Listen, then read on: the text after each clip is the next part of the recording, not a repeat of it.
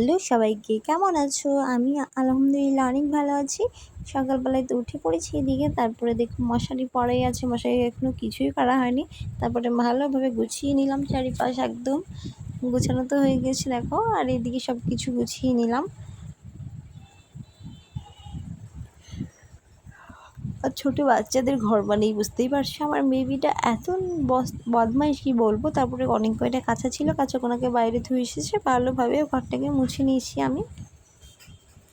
ঘরটাকে তো এদিকে মোছা হয়ে গেছে, মোছা হয়ে যেয়ে তারপরে আমি কাচাকুচি করেও তো মেলে দিয়েছি। তারপরে এদিকে রান্না করতে বসেছি, দেখো দুটো মাছ ভাজছিলাম আর বাদবাকি রান্না করব। এখানে লাউ রান্না করব, পটল রান্না করব, আলু রান্না করব, সেগুলোকে একটু দেখাচ্ছিলাম। তারপরে মাছটাকে ভালোভাবে ভাজিয়ে নিচ্ছি আমি উল্টে পাল্টে। এদিকে মাছ রান্নাটাও তো চাপিয়ে দিয়েছি এখানে,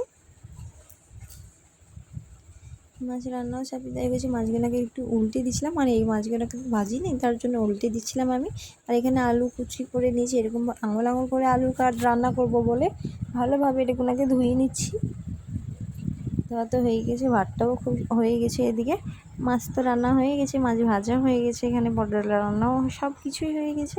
তারপরে এখানে চান টান করে একদম দুপুরের খাবার খেতে বসে পড়েছি। আর কি ভাত খেতে বসে পড়েছি, দেখো ভাত খাচ্ছিলাম এইসব দিয়ে। আমি মাছ রান্না করা খাই, খুব কম খাই, মাছ ভাজা যদি রান্না হয় তাহলেই খাই বেশি।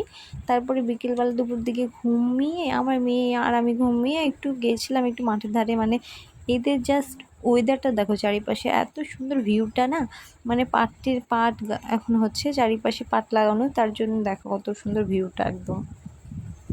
তার জন্য একটু ছাদে গিয়েছিলাম। তারপরে সন্ধ্যের দিকে পাস্তা করেছিলাম, পাস্তা খাচ্ছিলাম। পাস্তা চামচে খাবে আর হাতে খাবে, মানে হাতের থেকে কোনো কিছু স্বাদই হয় না, হাতে জিনিসটা খেলে আলাদা একটা স্বাদ বেড়ে যায় আর কি। তার জন্য আমি তো হাতেই খাই সব কিছু বেশিরভাগ আর কি।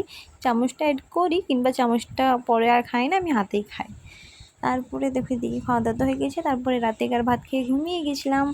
ভিডিওটা যদি ভালো লাগে থাকে অবশ্যই সাবস্ক্রাইব করো। সবাই ভালো থাকো, সুস্থ থাকো, বাই।